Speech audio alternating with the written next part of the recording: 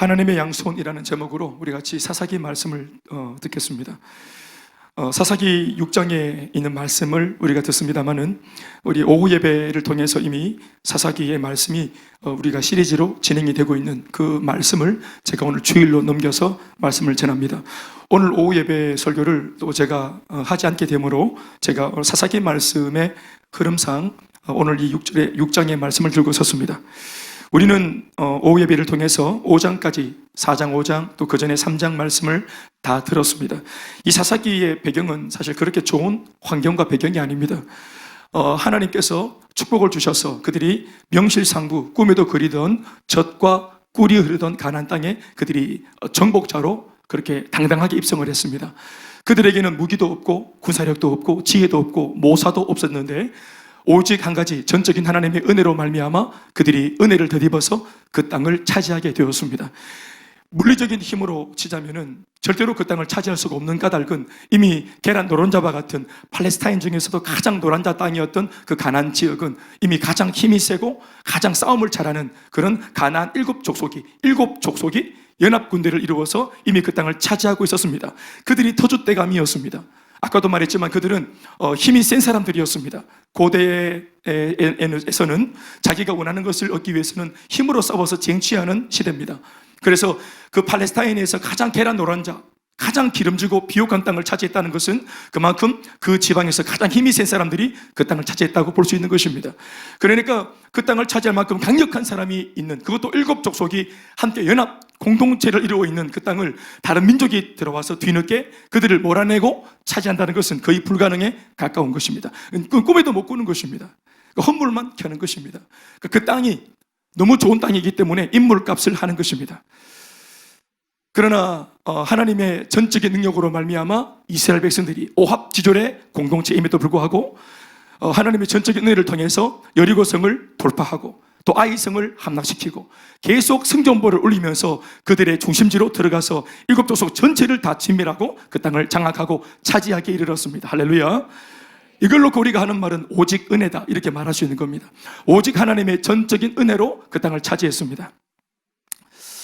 네, 오늘 조명 우리 병균 형제 오늘 특별히 오늘 강력하다 이 빛이 스포트라이트가 너무 강력해. 왜 이렇게 강력하게 하는지. 눈이 부셔가 아무것도 안 보인다. 눈이 멀었다 지금. 그래 감정에서만 말로 해야 돼.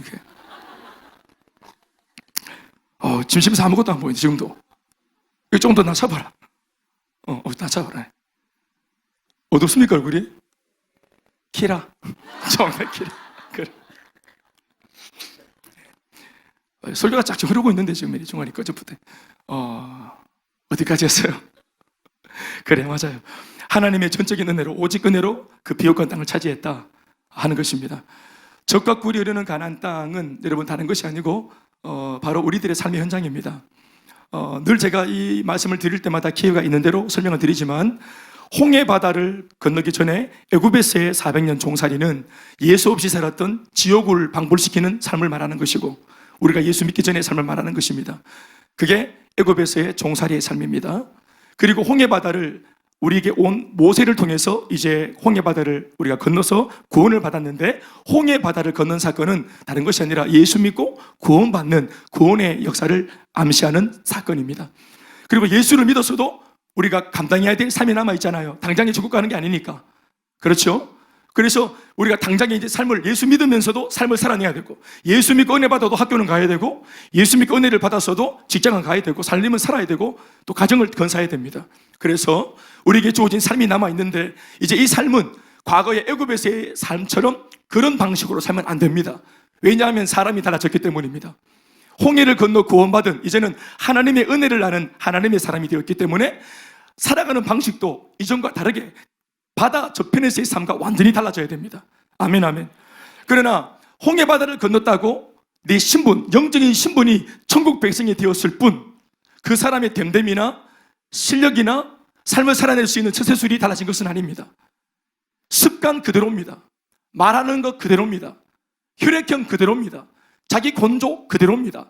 자기 성격 그대로입니다. 아무것도 바뀐 것이 없습니다. 단지 예수 믿고 구원받았다 하는 것 말고는 아무것도 바뀐 게 없습니다. 지금 우리들처럼. 우리 예수 믿고 은혜 받았고 구원받았지만 우리 여전히 남편과 아내 가운데 갈등이 있고 말 못듣게 합니다. 은혜 받았으니까 내 이제 채통을 지켜야 되겠다 하고 제법 정신을 차릴 때는 제법 좋은 것이 나오지만 긴장을 놓치면 바로 옛날 예수 믿지 않았을 때 그대로 나옵니다. 애굽에서 400년을 우리가 몸으로 익혔는데 그 400년을 몸으로 익힌 것들이 그게 한숨에 바다 건넜다고 빠져나가겠습니까? 바다를 건너도 나오는 것입니다. 그러나 이것은 하나님의 구원받은 백성다운 삶이 아닙니다. 왜냐하면 이제는 그들이 영적으로는 공인이 된 것입니다. 수많은 예수 믿지 않는 이 땅의 수많은 지구상의 수많은 민족들 앞에 유일하게 하나님을 믿는, 하나님을 아는 민족이 되었으므로 이제는 세상 모든 사람들이 누구를 보고 하나님을 알 수 있게 되는 겁니까? 유일하게 부족하든 잘났든 이스라엘 백성을 봐야만 그들을 쳐다보면 하나님의 존재를 알 수 있게 되는 것입니다. 그래서 그들에게는 구원을 받았다는 것 자체와 함께 그들에게 하나님이 따로 명시하시기를 너에게는 구원 말고도 사명이 있다라고 말을 했든 말을 하지 않았든 이미 구원받은 백성들한테는 하나님의 존재를 나타내야만 하는 그런 사명이 주어진 것입니다. 아멘, 아멘. 그러니까 사명대로 살아서 천국 가고 구원받기 위해서 이제 하나님 백성답게 사는 것이 아니고요. 구원을 받았기 때문에 하나님의 백성다운 삶이 나와야만 하는 것입니다. 안 돼도 흉내라도 내야 됩니다. 거룩한 척 말도 해야 됩니다. 경건한 척 말도 할 줄 알아야 됩니다. 흉내 내야 됩니다. 본받는 사람들이 있어야 됩니다. 내 앞에서 길을 열어주는 좋은 모델들이 있어야 되는 것입니다. 우리가 원하든 원하지 않든 우리는 이미 근사한 사람이 되어버렸어요. 세상 사람들은 교회를 봅니다. 우리가 원하든 원치 않든 세상 사람들은 예수 믿는 나를 봅니다. 직장에서 예수 믿는 나를 봅니다. 회식할 때는 늘 사이다 마시고 나는 교회 가야 된다면서 일요일 날 무슨 또 급한 일이 있을 때 자기는 늘 회사 째고 또 교회 가서 예배 드리고 참 물론 또 잘한 면이 있겠지만 그렇게 할 때 자기가 영적으로 챙길 것들은 다 챙겨 먹으면서 삶을 볼 때는 니나 내나 다를 바가 없고 똑같이 게으르고 나태하고 안근면하고 반칙하고 돈 밝히고 이렇게 한다면 그러고는 예배는 또 꼬박꼬박 챙겨 먹는다면 이건 진짜 하나님을 욕보이는 것입니다. 그래서 사명자든 사명자가 아니든 구원받은 모든 성도에게는 바로 하나님의 부르심이 사명에 다 있다는 것을 잊지 마십시오. 이제는 우리에게 달렸습니다. 예수 믿는 나한테 달렸습니다. 자, 그래서 그들이 이러한 사명은, 이러한 입장은 되었는데 아까도 말했지만 살아가야 될 명분은 생겼는데 이걸 살아낼 수 있는 실력과 능력은 없습니다. 그렇죠?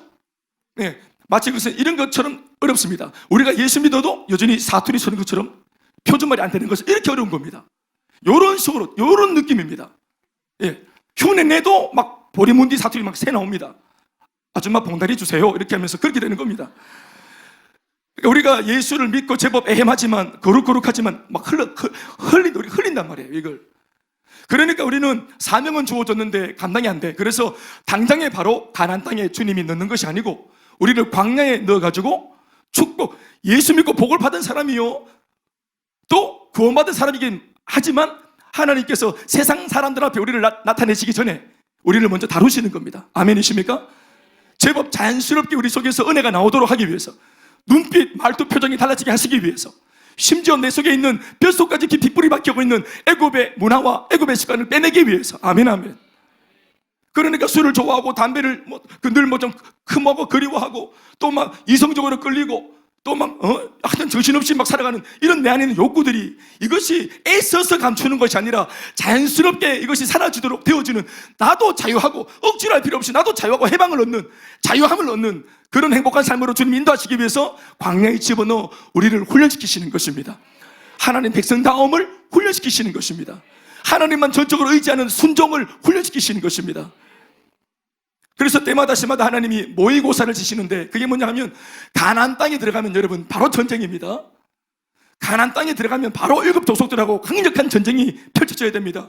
그런데 아무것도 보잘것이 없는 400년 동안이나 노가다만 하던 이들이 싸울 줄 모르는데 이 사람들이 가나안 땅에 가서 그것도 하나님 방법대로 예수 믿는 사람의 방법대로 그렇게 싸워서 이겨야 되는데 그럴 수 없단 말입니다. 그래서 모의고사를 어디에서 했냐면은 광야에서 했습니다. 그래서 광야에서 수많은 모의고사를 그들이 쳤죠. 그게 뭡니까? 수많은 이방인들입니다. 사막에서 만났던 수많은 그런 드문드문 물론 만났지만 강력한 그런 시험지를 그들이 받아들고 거기에서 그 시험들을 통과해야 되는 것입니다. 모의고사, 1월달 모의고사, 2월달 모의고사, 또 3월달 모의고사, 그리고 5월, 6월에 중간고사, 또 마지막에 기말고사. 그러면서 계속 마지막 수능을 앞두고 계속 시험을 치고 있는 아이들과 같이. 지금 제가 목소리가 안 좋아서 그런 겁니다. 양해 부탁합니다. 잘 들리십니까? 예. 지금 제가 배에 힘을 잔뜩 주고 말을 하고 있습니다. 목소리가 안 나와서 여러분들도 귀에 힘을 잔뜩 주고 들으시기 바랍니다. 그러니까 그들이 모든 이방인들을 사막에서 돌파해서 가나안 땅까지 갔는데, 그들이 간헐적으로 만나는 그 모든 이방 민족들을 싸워서 이기고 승리했던 비결이 뭐냐 하면 하나님께 순종했을 때 그들이 이겼습니다. 그러니까 만나는 모든 족속들, 제가 이름을 다 거명할 수는 없지만 또 내가 다 외우겠습니까? 틀리고 싶어서 이름도 못 되겠는데, 하여튼 그 많은 민족들을 이길 때 이기는 비결이 뭐냐면 하나님의 말씀 하나에 순종을 하면 승리가 보장되어지고, 말씀을 거부하고 불순종하면은 바로 박살났습니다. 그러니까 이게 반복되면 되는 거죠. 임상이 순종하면 승리가 보장되고, 불순종하면은 너무너무 쉬운 상대한테도 자빠지는 이런 꼴을 계속 무한 반복하면서 그들의 인상 속에 남는 한 가지 굵직한 메시지가 있었습니다. 순종하면 살 길이 열린다. 순종하면 하나님이 일하신다. 택도 없는 문제라도, 말도 안 되는 태산 같은 높은 문제라도 하나님께 순종만 하면 태산보다 크신 하나님께서, 문제보다 크신 하나님이 승리케 하신다. 그러나 아무런, 이거는 뭐 언덕 하나 넘는 것 정도로 아무런 문제가 아닌 것처럼 보이는, 이거는 내 힘으로 할 수 있다 싶어서 힘을 쫙 빼고 하나님을 부인하고 살면 그 작은 언덕이는 자빠지는, 이 어처구니 없는 삶을 반복하면서 하나님이 있는 삶, 하나님이 안 계시는 삶을 우리가 이 차이를 놓고 우리가 어디를 선택해야 될지를 그들이 배워가는 것입니다. 그러기를 무려 40년을 배운 겁니다. 아멘, 아멘.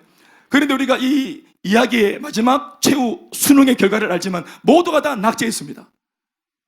250만 명 전체가 다 낙제해서 사막에서 다 죽었습니다. 아무도 현장 가나안 땅에 못 들어갔습니다. 그러나 유일하게 여호수아와 갈렙, 그리고 광야에서 사막의 그 40년 횡단길 중에 태어났던 광야 2세대만 그 땅에 들어갔던 것입니다. 어떤 면에서는 여호수아와 갈렙 두 사람의 믿음을 담보로 하나님께서 이 가나안 땅을 그들에게 선물로 주신 것입니다. 단 두 사람의 믿음만 있어도 그 굉장한 가나안 땅, 축복의 땅이 우리에게 열릴 수 있습니다. 결국은 그 두 사람의 믿음을 담보로 신앙을 알지 못하는, 광야에서 태어나가지고 뭘 알지 못하는 2세대들은 이 두 사람의 1세대 중에서는 여호수아와 갈렙밖에 없으니까 이 두 사람이 해주는 그 홍해 바다를 건넜던 이야기, 이런 막 무수한 이야기들, 이런 무용담들, 신화와 같은 이야기들, 사막에서 태어났기 때문에, 이들은 홍해 바다를 건너고 난 뒤에 사막에서 태어났기 때문에 이전에 자기 조상들이 어떤 애굽에서 고통을 당했는지, 과거에 불과 몇십 년 전에 우리의 삶이 어땠는지 몰라요. 그러니까 태어나니까 예수 믿고 있고, 태어나니까 예배 드리고 있고, 태어나니까 모태신앙이에요. 그러니까 엄마 아빠가 어떻게 예수를 믿게 되었는지 이런 거 모른단 말이에요. 예수 믿기 전에 얼마나 어렵게 살았는지를 알지를 못해요. 그러니까 1세대 두 사람을 통해서 끊임없이 그들이 구전으로 전해 들은 것입니다. 그렇게 들어도 그들이 은혜가 되었대요, 그 당시에는. 아멘, 아멘. 그래서 제법 이 두 사람한테 그들이 양육받고 훈련받고 교육을 받으면서 하나님을 간접적으로 체험하면서 여호수아와 갈렙을 닮은 신앙으로 그들이 제법 쫓아갔습니다. 그래서 2세대 믿음과 여호수아와 갈렙의 믿음을 담보로 하나님께서 요단강도 열어주시고, 여리고 성도 열어주시고, 아이 성도 열어주시고, 승리의 승리를 거듭하면서 포보도 당당하게 개선장군처럼 7 도소들을 몰아내고 그 땅의 중심에 깃발을 꽂은 것입니다. 사랑하는 여러분, 그런데 하나님께서 그 땅에 들어갈 때 정말 당부에 또 당부를 하신 것이 있었습니다. 가나안 땅 너희들 차지할 때 가나안 족속들 우습게 보지 마라. 걔네들이 그냥 그 계란 노란자 땅을 차지한 게 아니다. 걔네들 힘만 센 사람들이 아니다. 걔네들 굉장한 애들이다. 무시무시한 애들이다. 다들 장난 아니다. 전쟁을 할 때 힘으로만 싸우는 게 아니다. 고모와 술수로. 걔네들은 머리가 똑똑한 애들이야. 그리고 가나안의 문화가 너희들 보면 알겠지만 깜짝 놀랄 정도로 삐까번쩍한 문화를 이미 그 작은 고대 시대의 그 도시국가에 이미 건설해놨다. 사막에서 40년 살다가 아무것도 없이 살다가 너희들 만나와 메추라기만 늘 먹다가 진짜 궁핍한 가운데 정말 연명하면서 광야를 횡단한 너희들이 그 땅에 들어가면 눈이 팍팍 돌아갈 거다. 그들이 만들어 놓은 그 고대 그 도시국가의 문화를 보면 너희들 마음이 막 흔들릴 거다. 그 땅의 남자들 멋있고 그 땅의 여자들 너무너무 예쁘고 아름답다. 문화가 또 얼마나 자극적인지 모른다. 음란하다. 너희들을 유혹할 수 있는 것들이 굉장히 많다, 그 땅에. 그러니까 너희들이 그런 문화를 만든 사람들을 미안한 말이지만 한 명도 남기지 말고 다 씨름말려야 된다. 사람을 죽여야 된다. 이게 사실 겁나는 말이지만 사람을 죽인다는 입장이 아니라 늘 말하지만 죄에 대한 하나님의 태도와 자세를 말하는 것입니다. 그래서 그 모든 문화를 갈아엎고 사람이 악한 사람이 만든 악한 문화를 없애기 위해서 악한 사람을 제거하고 선한 문화를 일으키기 위해서 예수를 믿는 너희들이 들어가서 예수 문화를 다시 재건해라. 하나님의 나라를 만들어내라. 아멘이십니까? 그래서 가나안 땅 전체가 하나님 나라가 되게 만들고 그 주변에 있는 모든 사람들이, 지구상에 있는 모든 사람들이 너희를 통해서 하나님의 나라를 발견하도록 만들어내라. 이게 하나님의 가나안 땅으로 인도하시는 꿈이었던 것입니다. 그래서 가나안 땅은 우리로 치면은 오늘날 바로 가정, 직장, 캠퍼스, 학교인 겁니다. 그러나 우리는 예수 믿고 바로 학교를 다니고 예수 믿고 바로 우리가 훈련도 안 되고 준비도 안 됐는데 바로 가정생활하고 막 사회생활 하잖아요. 그래서 우리가 지금도 월화수목금토 세상살이 할 때 이렇게 쥐어터지기도 하고 실수도 하고 갈등도 많이 하는 겁니다. 훈련이 안 되었기 때문에. 우리는 광야를 안 거쳤습니다. 그럼 광야는 뭐냐? 오늘 광야가 뭐냐면 광야와 같이 우리를 다루어 줄 수 있는 곳이 바로 교회입니다. 그들이 이런 당부를 잊었습니다.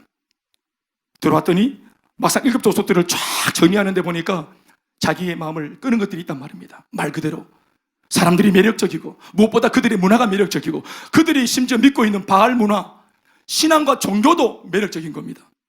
그들은 음란하게 예배를 드렸기 때문에, 자신들의 그 집회를 했기 때문에 행위 자체가, 예배 행위 자체가 음란 행위를 하는 겁니다. 성관계를 하는 것 자체가 그들의 예배 행위였습니다. 그러니까 그것이 얼마나 그들에게 달콤했겠단 말이에요.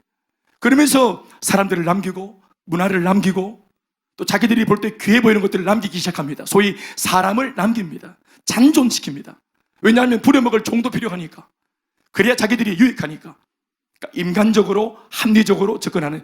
그런데 결국은 자기들이 하나님 말씀을 저버리고 이것쯤이야 하고 남겨놓은 그 소수의 이방인들 때문에 그들이 오히려 역공을 당합니다. 역습을 당한다. 이걸 우리가 가나안의 역습이라고 하는 거예요. 내가 소홀히 여긴 것들에 대하여 다시 우리가 역습받는 것입니다. 이것쯤이야 하고 우리가 그냥 가소롭게 여긴 것들에 대하여서 우리가 역습을 당하는 것입니다. 그들이 힘이 없을 때는 가만히 있죠. 그들은 이미 정복자들, 이스라엘 백성들한테는 이미 정복을 당했기 때문에 그 잘나가던 가나안 사람들이 종이 되었습니다. 그러나 그 사람들은 뛰어난 지혜와 모사를 가지고 있습니다. 그 사람 바보가 아닙니다. 여러분, 세상이 멍청해 보이지만 세상이 그렇게 멍청하지 않습니다. 우리는 이것들을 이용해 먹으면 된다. 특히 예수 믿는 사람들이, 우리가 말씀을 알고 영적인 사람들이기 때문에 우리는 하나님이 기뻐하시는 것도 알고 하나님께서 기뻐하지 않는 것도 알고 있습니다.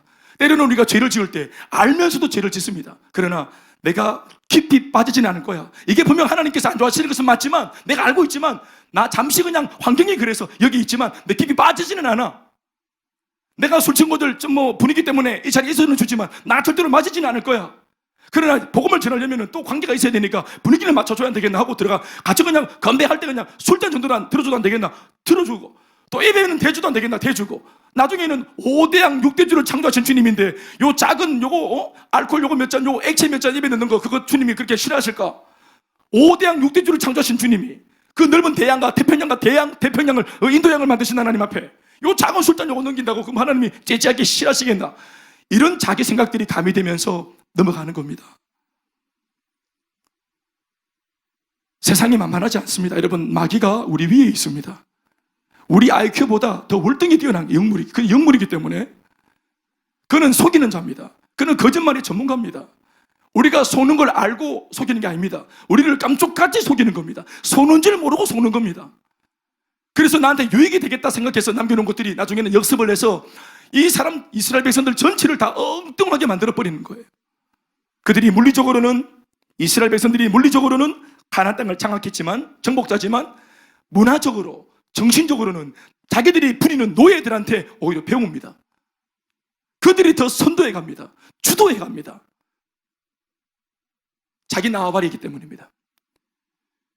이런 것들을 한두 가지씩 그들이 무시하면서 나중에는 완전히 전세가 역전되어져서 오히려 오늘 이런 꼴이 생깁니다. 그래서 그 위대한 여호수아,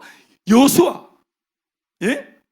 창세기, 출애굽기, 레위기, 그리고 민수기, 신명기 다음에 드디어 여호수아서의 말씀이 24장까지, 이게 여호수아는 다른 말로 말하면 정복기입니다. 아멘, 아멘. 정복기의 역사, 이 아름다운 멋있는 이야기, 정복의 이야기가 딱 장렬하게 쓰여졌는데, 이 대하드라마 마지막에 나오는 것이 사사기입니다. 사사기는 여러분, 하나님이 침묵한 시기입니다. 하나님이 이스라엘 백성들을 버린 시기입니다. 이렇게 하나님의 전적인 은혜로 축복을 꽃배기로 감당 못할 복을 받았음에도 불구하고, 이렇게 젖과 꿀이 흐르는 땅을 은혜로 차지했음에도 불구하고, 여기에서 그들이 오늘 말씀처럼, 우리 좀 앞서가 나간 말씀이지만 어떻게 사는가 보십시오. 2절 말씀에 미디안의 손이 이스라엘을 오히려 이기는지라, 이스라엘 자손이 미디안으로 말미암아 어떻게 한답니까?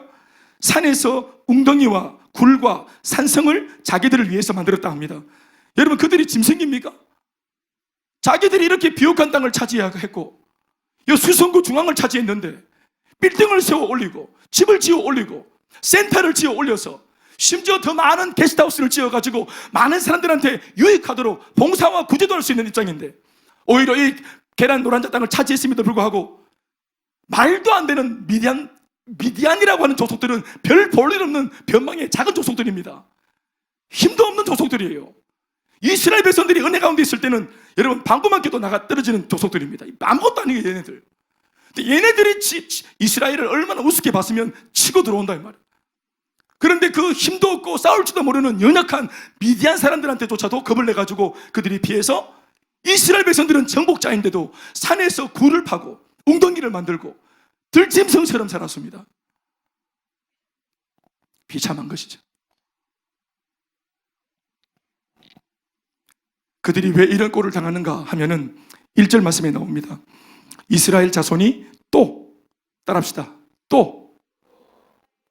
그냥 또 하시면 됩니다. 또. 6장에서 또라고 말했는데 사사기 전체를 읽어보면 처음부터 끝까지 이 또가 계속 등장합니다. 이스라엘 백성이 여호와의 목전에 또 악을 행하였다. 이스라엘 백성이 여호와의 목전에서 또 악을 행했다. 또 끊임없이 한 시대가 지나면 또 끊임없이 죄를 짓습니다. 이스라엘 자손이 또 여호와의 목전에 악을 행하였으므로, 이게 한두 번 일어나는 것이 아닙니다. 굉장히 반복되고 있는 것입니다. 반복적인 죄. 그래서 죄질이 나쁩니다. 어떤 면에서는 하나님을 막 가지고 노는 것 같습니다. 하나님의 주신 은혜를 가지고 막 장난을 칩니다. 또 여호와의 목전에 악을 행하였으므로 여호와께서 7년 동안 그들을 미디안의 손에 넘겨주시니, 여러분, 그들이 여호와의 목전에 악을 행했다, 이걸 주목하십시오. 우리가 남의 물건을 훔치는 것은 그냥 실수했다, 아니면 죄를 지었다, 못된 짓을 했다, 이렇게 표현하는 것입니다. 사람을 지어박았다, 부부가 싸웠다, 남편이 아내를 그냥 힘들게 만들었다, 이것은 그냥 죄를 지었다, 실수했다, 잘못 살고 있다, 이렇게 표현하는 것입니다. 여호와의 얼굴에 목전 앞에서 악을 행했다는 말은 이게 그냥 도덕적인 죄를 말하는 게 아닙니다. 자범죄를 말하는 게 아니에요. 하나님께서 이렇게 자기 사랑하는 이스라엘 백성들을 이방인한테 붙일 정도로 마음에 불편했던 까닭이 뭐냐, 징계를 할 정도로, 매를 들어야 할 정도로 이 상황을 심각하게 봤던 것이 뭐냐면, 하나님의 목전, 이게 영적인 죄를 짓는 것입니다. 영적인 간음을 하는 것입니다. 하나님이 주신 신령한 은사들을 쓰레기처럼 여기고, 하나님의 은혜와 은사를 아무것도 아닌 것처럼 여기는, 끊임없이 지금으로 말하면 예수를 다시 십자가에 못 박는 짓을 하는 것입니다. 여호와의 목전에서 악을 행하는 것, 단순한 도덕적인 자범죄, 실수 아닙니다.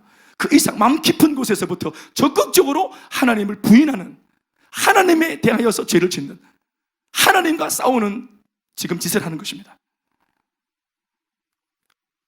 우리도 우리의 삶 속에서 실수할 수 있고 죄를 지을 수는 있지만, 여러분, 우리가 결단코 하나님과 싸워서는 안 됩니다. 하나님의 은혜와 싸워서는 안 됩니다. 하나님의 축복과 성령과 싸워서는 안 되는 것입니다. 이게 돌이킬 수 없는 죄가 되는 겁니다. 그러니까 하나님께서 이건 더 이상 두고 볼 수 없기 때문에 매를 둘 수밖에 없었습니다. 모양새는 징계였지만, 그러나 내적인 의미는 뭐냐 하면 수술을 하신 것입니다. 이건 수술을 해야 되는 것입니다. 표현을 보십시오. 1절 말씀 열어보시면, 여호와께서 7년, 무려 7년 동안이나 이스라엘 백성들을 미디안의 손에 넘겨주시니 2절에 미디안의 손이 이스라엘을 이긴지라 이렇게 말합니다. 여러분, 이런 표현들은 정말 좀 굉장히 당황스러운 표현입니다. 왜냐하면 구약 성경을 열어보시면 보통 하나님이 이스라엘 백성들을 위해서 일을 하실 때, 이방인들을 이스라엘 백성들이 만났을 때 언제나 하나님께서 전쟁하기 전에 두려워하는 이스라엘 백성들한테 하나님이 이기게 해주시겠다는 어떤 전제를 깔고 항상 했던 말이 뭐냐 하면, 용기를 주려고 했던 말이 뭐냐 하면, 얘들아, 그 백성들을 내가 너희들 손에 붙였다. 내가 너희들의 손에 붙였다. 손에 붙였다. 이런 표현은 여러분 보통 하나님이 이스라엘 백성들을 위해서 일하시는 패턴입니다. 이미 이걸 뭐로 말합니까? 승기가, 전세가 싸우기도 전에 이미 전세가 넘어간 겁니다. 싸우기도 전에 이미 전쟁의 이 승패가 갈려진 겁니다. 이미. 아멘이십니까? 이거는 싸워볼 필요도 없어요. 이미 하나님께서 이스라엘을 이기게 만들겠다고 작정을 하셨기 때문에. 그러니까 항상 그렇기 때문에 이스라엘 백성들은 승리를 했단 말입니다. 이게 암고입니다. 암고. 두려워 떨 때마다 하나님께서 얘들아, 내가 쟤네들을 네 손에 붙였더니라, 두려워하지 마라, 올라가라 하면은 그들이 이 코드를 들으면, 이 암호를 들으면 용기 내어서 달려간 겁니다. 아멘이십니까? 그런데 오늘 이 하나님이 일하시는 이 패턴이 완전히 입장이 바뀌었습니다. 미디안의 손이 이스라엘을 이기고 있습니다. 이유가 뭡니까? 하나님께서 이스라엘을 미디안의 손에 붙였기 때문에 그렇습니다. 이미 하나님이 지게 만들려고, 고생을 시키려고 작정을 하신 것입니다. 하나님의 진노하신 손바닥에 그들이 들어온 겁니다. 여호와의 목전에서 겁도 없이 까부는 이 백성들을 향한 주님의 그 진노하시는 손에 이 이스라엘 백성들이 손에 잡힌 겁니다. 하나님의 맹렬한 진노의 불을 끌 것이 없습니다. 그래서 미디안의 손이 이스라엘을 이겼다 하는 이 어처구니 없는 말을 우리가 이걸 활자로, 이 문자로 보고 있는 겁니다. 이거 정말 가슴 아픈 일입니다. 마귀가 김대현 모사를 이기도록 하나님이 내버려 뒀다. 마귀가 내 아들을 이기도록 하나님께서 눈 감고 계신다. 마귀가 내 남편을 그냥 벼랑 끝으로 몰고 계시는 도록 하나님은 가만히 계신다. 와, 이거 정말 무서운 표현입니다. 그랬더니 아까도 말했지만 이스라엘 자손이 그 미디안으로 말미암아 산에서 웅덩이와 굴과 산성을 자기들을 위해서 만들었다, 이렇게 말하고 있습니다. 자기들을 위하는 것이 겨우 피해가지고 굴 파는 겁니까? 자기들을 정말 위하는 것은 하나님께 회개하는 것입니다. 하나님께 돌아서는 것입니다. 하나님께 두 손 들고 항복하는 것입니다. 여러분, 이걸 보십시오. 그들이 7년 동안 미디안 때문에 고통을 당했다. 그러니까 똑같은 패턴이, 고통의 패턴이, 고난의 패턴이 7년을 반복합니다. 7번. 1년 정도는 견뎠어요. 2년째 견뎠습니다. 3년째, 우연치고는 좀 이상한데 4년째, 5년째, 이것들이 계속 7년 동안이나 똑같은 고난을 주님이 주시는데도 영적으로 깨닫지를 못하고, 미디안이 아니라 그 배후에 하나님께서 징계한다는 사실을 깨닫지를 못하는 것입니다. 그래서 하나님이 고난을 주시는데 이걸 막 견뎌버립니다. 여러분, 그 결코 좋은 거 아닙니다. 엎드려야 합니다. 하나님께서 뭔가 내 일상에서 어떠한 역사를 일으킬 때 하나님이 말씀으로 말씀하실 시절이 있고 하나님이 사건으로 말씀하실 때가 있습니다. 그러나 여러분, 사건으로 말씀하실 때는 바로 즉각적으로 주님께 주시는 메시지가 들립니다. 그런데 그것이 하나님이 사건으로 음성을 주실 때는 이미 그것은 우리한테는 큰 고통입니다. 말씀으로 우리에게 잔잔히 들려주시더라도 말씀을 통해서 깨닫게 하시는 때가 은혜의 시절입니다. 목회자를 통해서 하나님 말씀을 주실 때 이것이 좋은 시절입니다. 말씀이 들려올 때 주님께로 돌아갈 수 있다면 너무너무 큰 은혜인 것입니다. 어떤 일이 반복된다, 7번이나 반복되고 있다, 재차 반복된다, 돌파가 안 된다 내 힘으로는, 그럼 그 환경 속에, 이 사건 속에 하나님의 음성을 들어주셔야 됩니다. 그러나 그들은 듣지 않습니다. 버팁니다. 그리고 자기를 위해서 기도하는 것이 아니라 자기를 위해 산다는 것이 굴파입니다. 피합니다. 사랑하는 여러분, 오늘 이스라엘 백성들이 가나안 땅을 정복할 만큼 잘된 것은 아까도 말했지만 그들이 이렇게 거대한 승리의 건물로 치면 건물을 지어 올린 까닭은 뭡니까? 축복의 가나안 땅에 이 빌딩을 지어 올린 까닭은 뭡니까? 그 골조가 뭡니까? 그 중심 골조가 뭡니까? 그것은 은혜라고 하는 것입니다. 하나님의 무한한 무상으로 부어주시는 설명할 수 없는 그 은혜. 몰라요. 하나님께서 왜 나를 택했는지 모르겠습니다. 하나님이 왜 여러분들을 택했는지 모르겠어요. 우리는 잘난 것이 아무것도 없다는 사실에 대해서 우리는 우리 스스로가 알고 있음에도 불구하고 하나님이 뭘 보시고 나를 굳이 택해서 이렇게 가난안 땅을 무상으로 주시려고 하시는지는 모르겠어요. 그냥 은혜입니다. 이걸 어떻게 설명할 수 있겠습니까? 하나님의 은혜 때문에 여기까지 왔습니다. 이 축복의 산지를 지어 올렸습니다. 정복자가 되었습니다. 다스릴 수 있는 기회가 주어졌습니다. 그런데 여러분, 이게 하나님의 말씀이 그 작은 몇 가지의 말씀들이 무시되고 외면되면서 이것쯤이야 하는 마음들이 들어가면서 하나님의 은혜, 껍데기는 그대로 있는데 중심에 이 결국은 건물을 건물되게 만든 이 중심에 이 심지가 싹 빠져나간다 이 말이에요. 여러분, 우리 교회 보면은 우리 눈에 보이는 가시적인 것들은 다 뭡니까? 이게 전부 다 인테리어입니다. 인테리어. 이게 다 인테리어잖아요. 이게 다 인테리어입니다. 깔끔해 보이고 보기 좋습니다. 그런데 이것 속에 있는 것은 뭐냐면 툭박한 콘크리트입니다. 그리고 콘크리트를 부여잡고 있는 것은 바로 철심입니다. 철근이에요. 그러니까 철근이, 골조가 철근이 쫙 올라가서 거기에 콘크리트가 붙고 나머지 이런 이제 내용들이 붙은 것입니다. 우리 눈에는 안 보이지만 오늘 건물을 건물되게 하는 것은 철근이란 말입니다. 기초 골조 말입니다.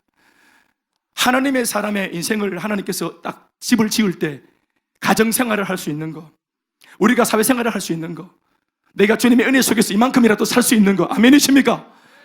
이것이 하나님의 은혜의 그 철근이 들어와 있기 때문에 이렇게 세워져 있는 것입니다. 풍랑을 만나도 바람을 받아도 이 주초가 반석 위에 세워졌기 때문에 무너지지가 않는 거예요. 그런데 단 한 가지, 어떤 것도 외부에서는 이 은혜를 빼앗아갈 수 있는 것이 없지만 정작 그 은혜를 경험하고 있는 당사자인 우리가 하나님의 은혜를 망각할 때, 나를 나다게 하신 하나님의 그 은혜와 감격에서 멀어질 때, 그럴 때 이 철근이 다 빠지는 것입니다. 그리고 거품만 남는 것입니다. 그리고 어느 순간 바람이 한번 딱 불면 다 무너지는 것입니다. 여러분, 하나님의 사람들을 보십시오. 오늘 본문을 보십시오. 여러분, 이렇게 천하를 호령할 수 있는 강력한 정복자들이 하나님의 은혜가 싹 빠져나가니까, 또 여호와의 목전에 악을 행하니까 은혜가 싹 빠져나가니까, 썰물처럼 빠져나가니까 그들은 마치 산에서 굴을 파고 사는 들짐승만 같습니다. 기본적으로 사람 같은 구실도 못합니다. 기본적으로 사람 구실도 못합니다. 어떤 면에서는 예수를 안 믿고 그냥 사는 불신자보다도 못합니다. 산에서 굴을 파고 사는 것은 그건 사는 것이 아닙니다.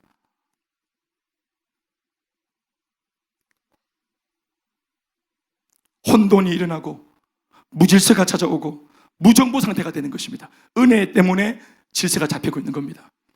우리 가정에 하나님 은혜가 들어오니까 질서가 잡히면서 남편을 존중하고 아내를 사랑하고 이런 질서가 잡히고 있습니다. 아멘, 아멘. 잡히고 있습니다. 예, 잡혔습니다도 있겠고 잡히고 있습니다도 있겠죠. 그러나 안 잡히는 것은 아닙니다. 하나님의 역사가 계속 일어나면 질서가 잡힙니다. 그러나 하나님의 은혜가 사라지면 처음에 하나님이 창조하기 이전에 땅이 공허하고 흑암이 막 그냥 가득했던 것처럼, 혼돈했던 것처럼 공허하고 혼돈한 것입니다. 우리 인생도 마찬가지로 은혜가 들어오면 질서를 잡습니다. 꽉 찬 인생이 됩니다. 제법 웃을 일도 생깁니다. 간증도 일어납니다. 우리가 이런 시절에 하나님의 은혜를 기억만 할 수 있다면 우리가 지금 오늘 누리고 있는 이 은혜는 아무것도 아닐 것입니다. 더 좋은 것은 아직 오지 않았습니다. 더 귀한 것은 아직 내 인생에 오지 않았습니다. 우리 이제 중3, 중2 돼가지고 고등학교 다니면서 은혜 좀 받는 거, 이건 여러분 평생을 놓고 지금 받는 이 은혜는 사실 여러분 정말 작은 것입니다. 상상할 수 없는, 측량할 수 없는 그 은혜가 우리를 기다리고 있습니다.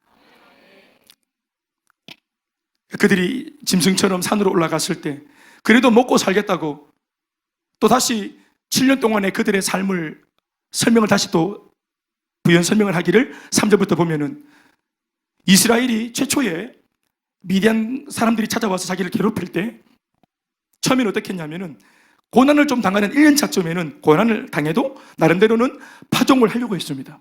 이스라엘이 파종한 때가 되면 이렇게 말하고 있잖아요. 파종이란 말은 씨를 심고 씨앗을 심고 씨를 뿌리는 시기를 말하는 것입니다. 봄이 와서 얼음이 녹고 이제 새롭게 뭔가를 파종하는 시기, 뭔가를 시작하고 시도하는 시기. 아멘, 아멘. 고난이 찾아와도 또 견디다 보니까 걔들도 또 빠져나가더라고. 밀물 썰물처럼 나가더라고.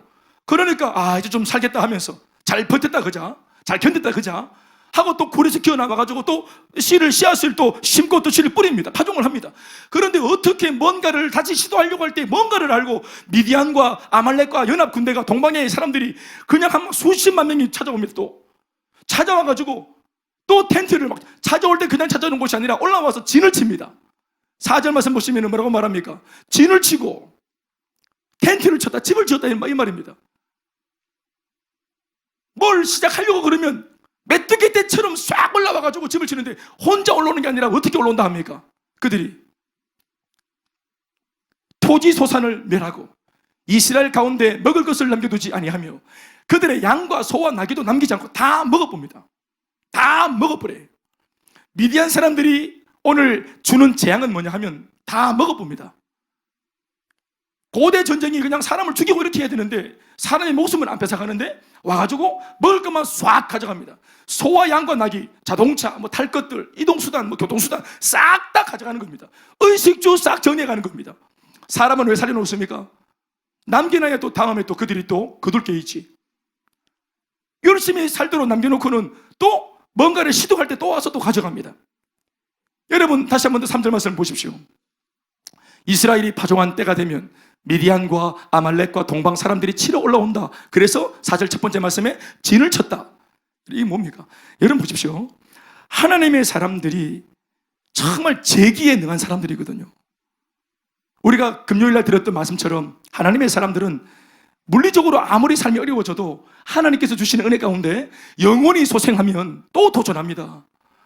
하나님의 사람들은 삶에 어려움이 있고 문제가 있어도 마음이 영원히 회복되어지고 말씀을 통해 영원히 회복되어지면 또 기도하고 또 일어납니다. 좀비처럼. 아멘 아멘. 좀비는 좋은 표현은 아닙니다만 죽지 않아요. 아멘 아멘. 하나님의 사람은 아무리 밟아도 기도하면 또 일어나요. 목을 베어서 참수를 시키고 그렇게 순교를 시켜도 한 명 목을 베면 100명이 예수 믿어버린다. 100명의 목을 베면 10,000명이 믿어버리는 거예요. 이렇게 나대에서 예수 못 믿게 만들면 지하로 들어가서 가정교회를 해가지고 또 예수 믿어버립니다. 중국에서 지금 예수 믿는 사람들이 여러분 1억 5천이 넘습니다. 1억 5천만 명이 넘어요. 우리가 중국 선교하잖아요. 중국이 여러분 기독교 대국입니다. 우리나라는 몇백만 명인데 몇백만 명 예수 믿는 우리나라 기독교 우리 교회가 사람들을 보내가지고 중국 선교합니다. 중국이 우수입니다. 중국에 1억 5천만 명. 우리나라 인구 여러분 3배입니다. 3배. 그 사람들이 다 예수 믿는 사람들입니다. 시진핑이 지금 얼마나 강력하게 지금 교회를 불지르고 포크레인으로 무너뜨리고 방해하는 정도가 아니라 교회를 막 무너뜨려 버립니다. 지금 다 밀어버리고 있어요. 현재 그 동영상 자료가 지금 많이 넘어와 있습니다. 그런데도 그들이 생명을 바쳐서 예수 믿고 끝까지 예수를 믿고 밀리지 않는 그게 기독교입니다. 아멘이십니까? 그러니까 무언가를 다시 시작하는 것, 도전하는 것, 우리의 또 다른 이름입니다. 미디안이 밟아도 다시 시작합니다. 미디안이 우리를 괴롭혀도 다시 파종합니다. 아멘 아멘. 우리가 시작할 때 그럼 마귀는 가만히 있습니까? 마귀는 바보가 아닙니다. 마귀도 열심히 일합니다. 마귀도 열심히 합니다. 어렵고 힘들지만 우리 저 북한의 김정은도 얼마나 열심히 합니까? 핵 만들고 그 없는 형편에 믹사일 쏘아 올리고 계속 자기 군부들한테 꿈을 심어주고 미국 들었다 놨다 하고 전 세계 사람들이 자기 신년사를 듣게 만들고 얼마나 강력합니까? 주체 사상으로 모두를 같은 마음 같은 뜻으로 모으려고 그러면 어떻게 해야 되겠습니까? 거기 진리도 없고 생명도 없고 예수도 없어요. 그런데 하나의 이데올로기, 주체 사상 하나에도 그렇게 사람들을 모아놓기 위해 애를 쓴다 이 말이에요. 악한 것들도 그렇게 합니다. 마귀 여러분 바보가 아닙니다. 하나님의 사람들이 뭔가를 시작하면 그들은 그것을 방해하기 위해서 속이고 무너뜨리기 위해서 그들도 몰려옵니다. 3절에 있는 말은 이상한 말이 아닙니다. 어떤 면에서 파종할 때가 되면 무언가를 다시 시작하고 시도할 때가 되면 간신히 마음을 부여잡고 다시 한 번 더 도전해봐야 되겠다고 용기를 내면 마귀가 군대를 일으켜서 찾아온다 이 말이에요. 주눅들게 만들고 기가 죽게 만들고 아무것도 못하게 만들고 이간질하고 거짓말로 속이고 무너뜨린다 이 말이에요. 그런데 중요한 것은 여러분 마귀는 마귀 일 하라고 하고 우리는 우리 일을 하면 됩니다. 근데 문제는 뭐냐 하면 새가 우리 머리에 이렇게 날아들고 독수리가 우리 머리에 날아들 수 있지만 이거를 오는 족족 쫓아내지 않으면, 쫓아낼 수 있는 저항력이 없으면 둥지를 짓는 것입니다. 둥지를 짓는 것이 무서운 것입니다. 한두 번 죄를 짓고 실수하고 돌이키는 것은 정말 어떻게 보면 사람이기 때문에 이해가 됩니다. 그러나 죄 공장을 짓고 진지를 구축하고, 이 견고하고 강력한 진지를 구축해서 끊임없이 죄를 생산하고 죄를 끄집어내는 것은 그건 다른 문제입니다. 4절에 보면 미디안과 아말렉과 동방 사람들이 쳐들어오는 것을 이걸 막아내지 못하니까, 이걸 돌파하지 못하니까 진을 지은 것입니다. 마귀가 집을 딱, 바로 이스라엘이 사는 그 마을 옆에다가 집을 딱 지어버리네. 거의 포위를 해버립니다. 집을 딱 텐트를 쳐버립니다.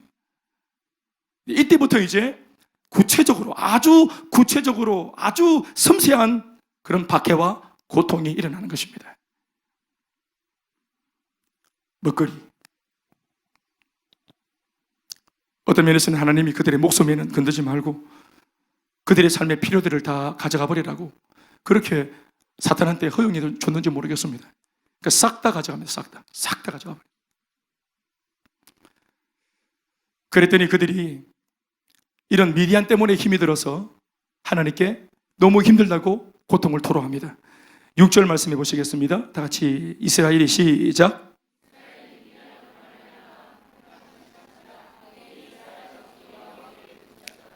이스라엘이 여호와께 부르짖었다 하는 이 내용은 사실 기도가 아닙니다.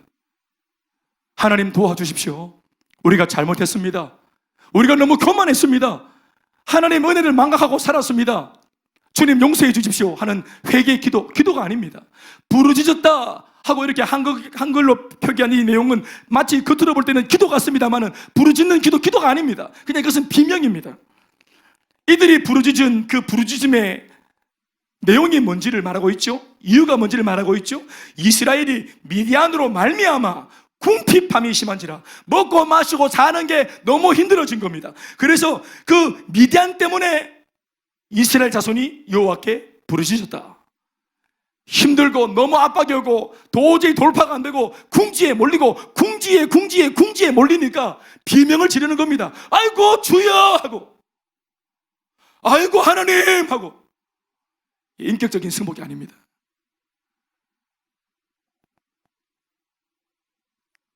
그런데 7절 한 절이 따로 딱 떼어져서 6절 마지막에 있는 그들의 기도 아닌 기도의 행위를 따로 하나님 입장에서 어떻게 보고 계시는지를 적고 있습니다. 7절 말씀, 이스라엘 자손이 미디안으로 말미암아 여호와께 부르짖었으므로. 이게 하나님께서 그들의 비명을 지금 대하는 입장입니다. 이게 7절 한 절에 굳이 따로 이게 독립적으로 지금 한 절에 적혀 있는 까닭은 이것을 뭔가 강조하고 있는 것입니다. 이 부분을. 6절 마지막에 미디안 때문에 그들이 부르짖었다 했는데 그 똑같은 말이 그들이 여호와께 이런 식으로라도, 기도가 아니지만 기도하는 것 척이라도 했으므로, 너무 힘들기 때문에 인격적인 승복과 진짜 인격적인 기도가 아니지만 기도하는 척이라도 했으므로 하나님께서 그들을 구원하시기로 하신 것입니다. 그들의 기도에 응답하시기로 하신 것입니다. 어떤 면에서 이런 걸 보면은 우리가 기도했기 때문에 하나님께서 응답하는 게 아니라 그냥 하나님께서 우리를 불쌍히 여기시기 때문에 응답도 오는 것입니다.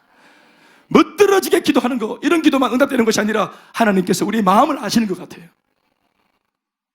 사실 기도가 아닌데 하나님이 기도라고 억지로 간주하셔서 네 기도했다 하시고 기도했다고 쳐주시고 오시는 겁니다. 안 의로운데 예수 믿는 나를 보시고 칭히 의롭다고 하시고 나를 아들로 삼아 주신다 이 말입니다.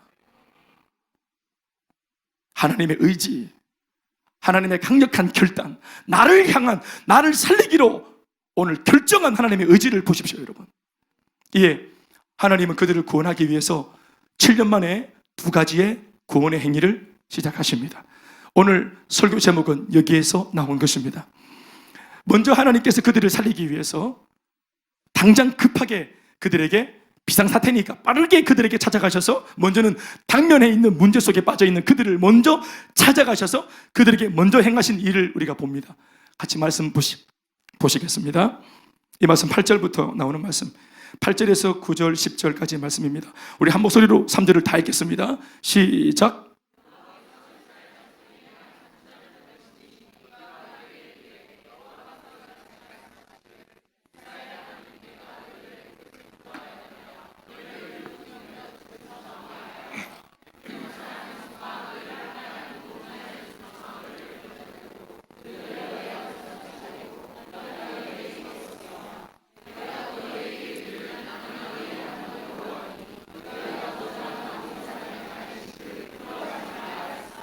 너희가 내 목소리를 듣지 아니하였느니라 하셨다 하니라. 다시 아멘. 하나님께서 그들의 기도를 들으시고 가장 먼저 응답하신 것이 뭐냐 하면 다른 것이 아니라 하나님의 무명에 숨겨놓았던 한 선지자를 그들에게 보내는 것이었습니다. 여호와께서 이스라엘 자손에게 한 선지자를 보내시니, 여러분 다 알겠지만 무명이든 이름이 있든 아무 상관없이 선지자라는 사람이 의미하는 것은 바로 하나님의 메시지입니다. 천상에 계신 나를 향한 하나님의 뜻이 선지자를 통해서 나한테 말씀으로 전해지는 것입니다. 그러면 우리는 선지자가 전하는 말씀을 들을 때 비로소 두 가지를 깨닫는데, 하나는 하나님이 나를 향한 뜻을 알게 되어지고, 또 한 가지는 이 뜻을 나한테 밝히시는 것으로 보아 나를 향한 하나님의 사랑을 우리가 깨닫게 되는 것입니다. 아, 하나님 나를 잊지 않고 계시는구나. 이렇게 당신의 뜻을 가지고 나한테 말씀을 주고 계시는구나. 나를 살리려고 하시는구나. 나를 잊지 않으셨구나. 오늘도 말씀을 들을 때 하나님의 말씀이 내 속에 내 말씀으로 들어온다면 여러분, 나를 하나님이 사랑하시는 겁니다. 우리가 정말로 두려워할 것은 뭐냐? 하나님의 말씀이 안 들리는 것입니다. 그래서 요한계시록에 말하기를 성령이 교회에 하시는 말씀을 들을지어다, 귀 있는 자는 들을지어다 한 것입니다. 우리가 귀를 열어서 듣고자 듣는 게 아니고 하나님이 들려주시는 자들이 듣는 것입니다. 그러니까 그게 축복이라 이 말입니다. 우리 모두가 이 시간 하나님의 말씀이 들려지기를 주 이름으로 축원을 합니다. 간절히 소망합니다. 말씀이 들려져야 오늘 예배가 성공하는 것입니다. 하나님께서 한 선지자를 보냅니다. 사사기는 말씀이 없는 시기를 안 합니까? 하나님께서 작정해서 그들이 망하든 말든 말하지 않겠다, 나 입 다물겠다 하고 작정한 시기가 사사기입니다. 그건 제일 두려운 거예요. 가장 강력한 징계입니다. 하나님께서 입을 딱 다무시는 것이 이스라엘 백성들한테는 가장 강력한 징계입니다. 그런데 하나님이 그들의 기도를 들으시고 긍휼을 베푸셔서 선지자를 보내셨다는 것은 말씀을 하기 시작했다는 것입니다. 하나님이 말씀을 시작하면 살 길이 열리거든요. 그런데 그 말씀의 내용이 뭔지 아세요? 보통 우리가 이거 같으면 어떻게 되겠어요? 우리가 상상해보는 말씀은 뭡니까? 이렇게 힘들고 줄이고 궁핍한 가운데 있는 백성들한테 하나님께서 7년 만에 나타나셔서 말씀을 주실 때, 내 아들아 힘들었지? 내 딸아 괴롭고 힘들었지? 잘 견뎠다. 아빠가 다 책임질게. 이놈의 새끼 어딨노? 이렇게 해야 되는 거예요. 눈물을 닦아주고 격려해주고 새 옷을 입혀주고. 그런데 하나님이 하시는 말씀이 뭐냐 하면, 어떤 면에서 들어보면 굉장히 냉정한 말씀을 하십니다. 구원, 내가 구원받는데 도움이 되는 말씀이 아닙니다. 오히려 안 그래도 힘들고 주눅 들어있는 사람들한테 하나님께서 철퇴로 머리를 콱 찍는 듯한 그런 말씀을 전합니다. 내용을 보시겠습니까? 이 내용이 여러분 자그마치 4가지로 표현되는데, 똑같은 말이 4가지로 표현됩니다. 그러니까 강조 4번을 강조하는 겁니다. 이 말씀을 읽어보십시다. 한 선지자가 달려와서 전하는 말입니다. 이같이 말씀하시기를, 첫 번째, 이스라엘의 하나님 내가 너희를 애굽에서 인도하여 내며, 두 번째는 너희를 그 종되었던 집에서 나오게 하여, 똑같은 말입니다. 세 번째, 애굽 사람의 손과 너희를 학대하는 모든 자의 손에서 너희를 건져내고, 똑같은 말입니다. 네 번째, 그들을 너희 앞에서 쫓아내고, 똑같은 말이에요. 다 자면하십시다. 지금 미디안 때문에 고난당하고 역경당하고 시련당하고 있는 이 백성들 앞에 기도 같지 않은 기도를 듣고 찾아와서 기어이 살 길을 주시는 것 같은 하나님의 입에서 나온 말씀이 뭐였냐면은, 너희들 구원의 은혜를 잊었구나. 어떻게 보면 정말 옛날 얘기하는 겁니다. 지금 이 시대 사람들은 경험을 못한 얘기, 자기 한 세대 위에 조상들의 얘기를 하는 거예요. 여러분, 이렇게 힘께나 가지고 돈 깨나 가지고 경험 깨나 가지고 와서는 후배들한테 옛날 얘기하는 사람들 우리가 뭐라고 부릅니까? 요즘에 꼰대라고 부르죠. 이거 완전 꼰대 하나님이세요. 출애굽 얘기 뻑하면 하시는 거예요. 뻑하면 내가 너를 홍해에서 건졌다, 내가 너를 출애굽에서 내가 건지지 않았냐, 이걸 기억해라. 안다. 우리도 알아요. 우리 다 압니다. 주님 은혜 때문에 이것이 온 거 다 알아요. 문제 만나서 기도하면 뻑하면은 내가 너를 구원했다, 출애굽을 기억해라. 이 말을 신약적으로 표현하면 뭡니까? 십자가를 기억해라. 내가 너 때문에 십자가에 못 박혀 죽었다. 하나님, 남편 때문에 미치고 완당하겠습니다. 좀 도와주세요. 주님 말씀하십니다. 내가 너를 위해서 죽었다. 십자가를 기억해라. 그게 뭔데요? 내 남편 십자가에 못 박습니까? 뭔데 그게? 내가 너를 구원했다. 하나님, 저 지금 돈이 안 풀립니다. 경제줄이 막혔습니다. 빚쟁이들이 몰려옵니다. 저 정말 죽겠습니다. 주님, 응답을 주시오. 말하니까 주님 하시는 말씀이 십자가를 기억해라. 주님, 십자가는 돈이 안 되잖아요. 내가 너를 사랑한다. 사랑도 돈이 안 되잖아요. 우리는 돈이 되어야 응답입니다. 미디안을 몰아내 줘야 응답입니다. 궁핍한 삶을 해결해 줘야 응답입니다. 이곳을 떠나 다른 곳에 가면 좋은 땅이 더 있다. 저가 꿀이 아니라 거기는 뭐냐, 버터와 파스타가 넘치는 땅이다. 이렇게 다른 땅을 허락해 줘야 그게 응답입니다. 그런데 하나님은 출애굽을 기억해라. 내가 너희들을 건지기 위해서 애굽 백성들을 물리신 것을 기억해라. 홍해바다 건넌 걸 기억해라. 십자가를 기억해라. 네가 예수의 은혜 때문에 없던 은혜를 받았다는 것을 기억해라.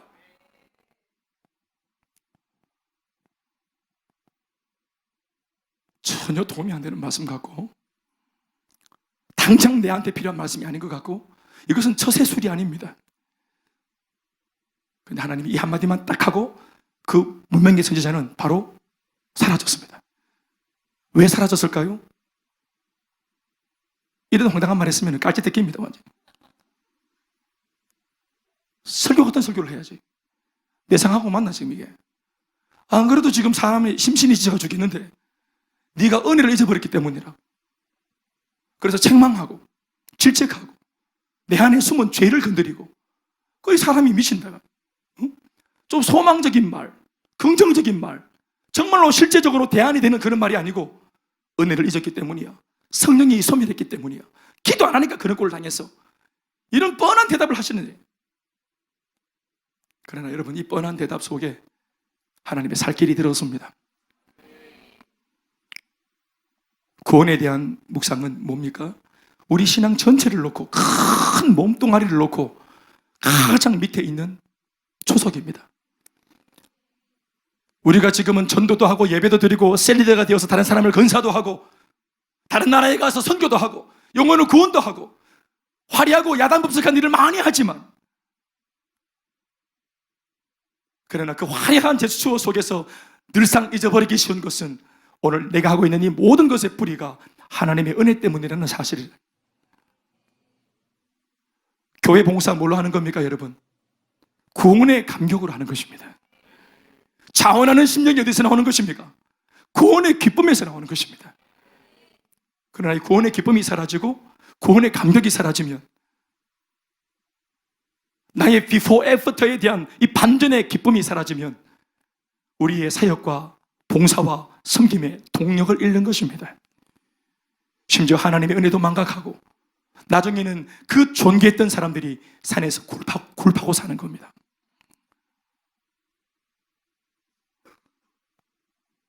그런데 여기까지 하나님의 이야기를 들으면 그냥 하나님은 그냥 여전히 말씀만 하시는 하나님, 답답하다.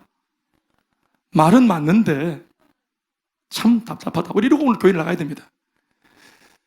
그래서 오늘 본문 우리 속에서 나온 말씀이 양손 아니겠습니까?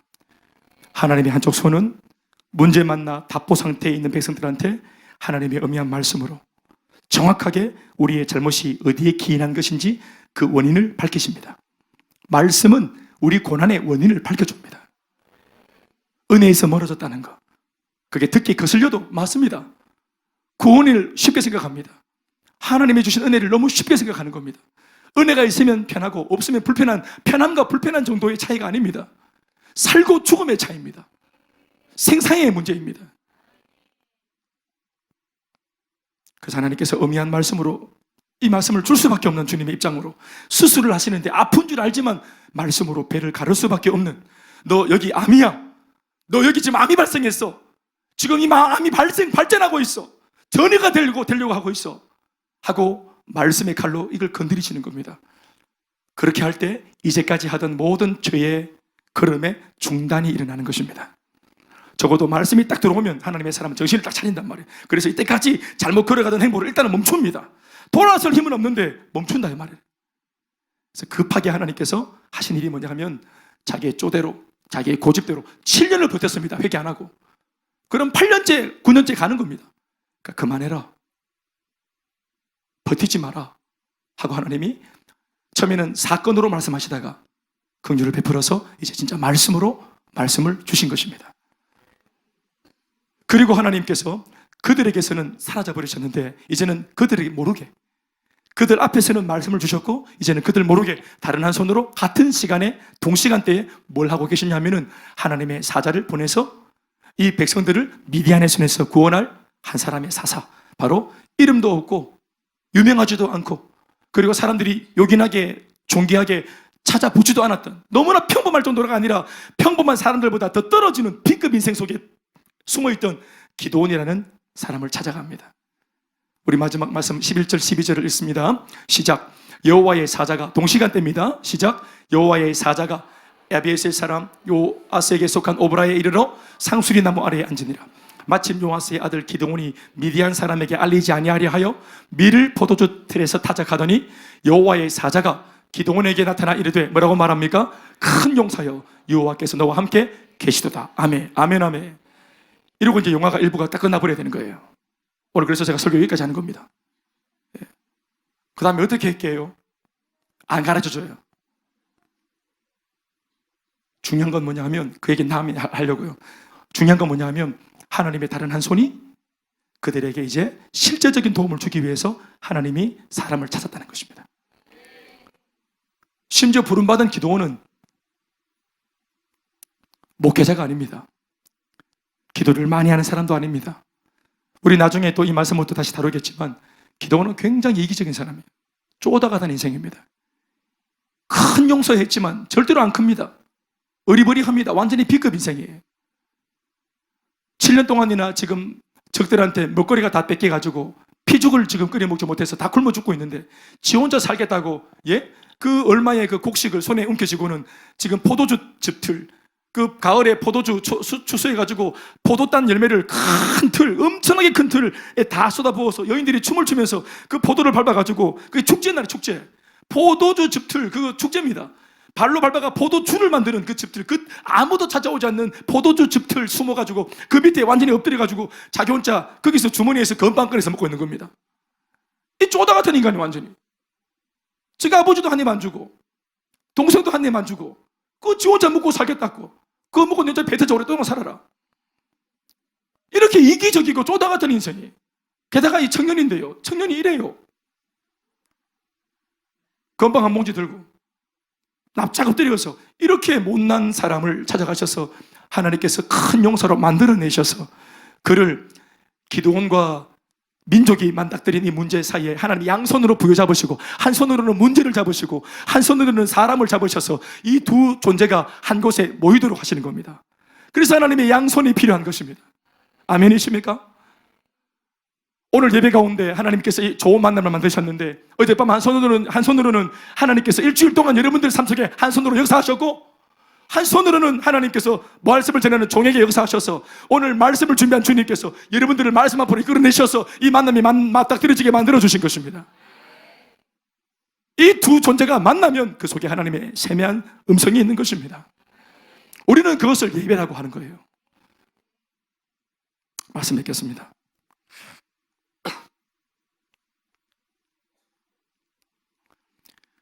오늘 하나님은 우리에게 말씀하고 계십니다. 우리 사실 마음적으로는 이 자리에 앉아 있을 만한 마음의 여유가 없는 사람도 있습니다. 어제까지 하다가 지금 잠시 멈춰놓고 온 일거리들, 회사 업무들, 지난주까지 시달리던 많은 사람들과의 관계들, 빚독촉들, 내가 해결해야 될 많은 문제들, 내 앞에 산적해 있는 숙제들, 내 자녀 문제, 우리 부모님의 건강 문제, 이런저런 내가 헤치고 나가야 될 많은 중차대한 문제들, 한 가정의 가장으로서 가지고 있는 수많은 머릿속에 빽빽한 계획들, 수많은 스케줄들,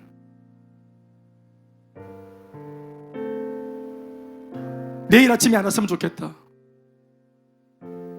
어떤 분은 심하게 표현하기를, 만약 아프지 않고 고통스럽지만 않다면 이대로 자다가 세상이 끝났으면 좋겠다. 내 인생이 끝났으면 좋겠다. 자다가.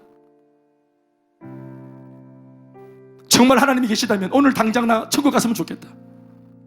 내일이 안 왔으면 좋겠다. 내일 아침에 해가 안 밝았으면 좋겠다. 산다는 게 두려운 사람들, 어떤 면에서는 궁핍한 가운데 살고 있는 이스라엘 백성들과 다를 바가 없습니다. 올해 왔던 그 문제 내년에 또 올 게 뻔하고 지난 날 동안 7년을 반복해서 이 문제가 왔으니까 8년째도 올 거고 9년째도 올 거고 끝도 없이 문제는 오기로 이미 예고가 되어 있고 나는 답이 없고 사는 게 아니고 나는 그래도 굴을 파고 산다 해도 내 자식들 어린 것들 한참 빛을 봐야 될 나이에 같이 이 산속에서 들짐승처럼 굴을 파고 있으니까 이게 부모된 도리로서 마음이 아프고 그렇다고 답도 없는. 그리고 교회에 왔는데 하나님 말씀을 들으니까 또 내가 못하고 있는 것들에 대해서 지적을 하시고 내가 하나님 앞에 더 신실하게 엎드리지 못한 신앙 없음에 대해서 또 주님이 나를 빨가벗기시고 참 난처하다. 교회에 정말 위로받으러 왔는데 내 눈물 닦아주고 땀을 닦아주시는 등을 두드려주시는 주님을 나는 만나기 위해 왔는데 또 하나님은 말씀으로 내게 이렇게 찔림을 주시는가. 그런데 하나님 마음은 그래야 산다. 아파도 그 말씀을 붙들고 순종할 때 사는 겁니다. 그런가 하면 내가 해결해야 될 산적해 있는 문제들은 이미 하나님의 다른 손이 이미 거기에 가 있습니다. 여러분들이 걱정하는 모든 문제 속에 이미 하나님의 손이 이 시간 거기에 머물고 계십니다. 주님이 그곳에서 일하고 계십니다. 지금 해결하고 계십니다. 주님이 진행하고 계십니다. 만지고 계십니다. 우리가 하나님의 두 손을 봅시다. 여러분 한 손만 보입니다. 언제나 주님의 두 손 다 안 보입니다. 한 손은 믿음으로 보는 것입니다. 말씀을 듣게 하셨을 때 한 손으로 그래서 믿음이 생기고 한 손을 통해서 생긴 믿음으로 다른 손을 우리가 믿음으로 보는 것입니다. 믿음은 바라는 것들의 실상이요 보이지 않는 것들의 증거라 했습니다. 허상이지만 믿음으로 쳐다보면 실상이 되는 것입니다. 우리의 모든 문제 금년에 살아야 될 거 파종을 시작할 때 뭔가를 시도할 때 항상 뭔가가 몰려오는 것 같아요. 두려워요. 이제 금년 새해 벽두가 되어서 2주째 맞이하고 있습니다. 아직까지도 새해입니다. 우리 지금 영적으로 파종할 때입니다. 뭔가를 기획하고 꿈꾸고 도전할 때입니다. 시작할 때입니다. 그러나 이러할 때 마귀도 준비합니다. 마귀도 몰려옵니다. 진을 치려고 합니다. 둥기를 틀려고 합니다. 오늘 이 말씀 속에 돌파할 수 있는 비결을 배웁시다. 말씀으로 돌아갑시다. 기도로 돌아갑시다. 주님을 붙잡읍시다. 주님의 양손을 믿읍시다. 놀라운 일이 우리의 삶에 일어날 줄로 믿고 감사하며 하나님께 박수하시겠습니다.